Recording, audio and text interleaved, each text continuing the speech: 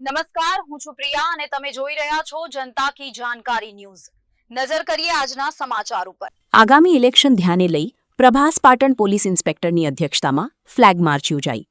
ગીર સોમનાથ જિલ્લા એસપી જયદીપસિંહ જાડેજાની સૂચના મુજબ અને Prabhas Patan police inspector M K. વરાણકાની સૂચનાથી Prabhas Patan police station staff તથા ડી સ્ટાફ તથા હોમગાર્ડ જવાનો અને ટ્રાફિક પોલીસ દ્વારા આગામી ચૂંટણીઓને લઈ પ્રભાસ પાટણ પોલીસ દ્વારા ફ્લેગ માર્ચ યોજવામાં આવી હતી।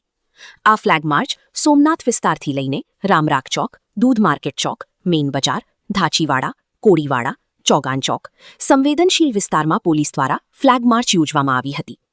આ ફ્લેગ માર્ચમાં પ્રભાસ પાટણના નવનિયુક્ત ઇન્સ્પેક્ટર વરાણકા તથા પીએસઆઈ, ડી સ્ટાફ તથા પોલીસ કોન્સ્ટેબલ તથા ટ્રાફિક પોલીસ અને હોમગાર્ડ જવાનોને સાથે રાખી ફ્લેગ માર્ચ યોજવામાં આવી હતી।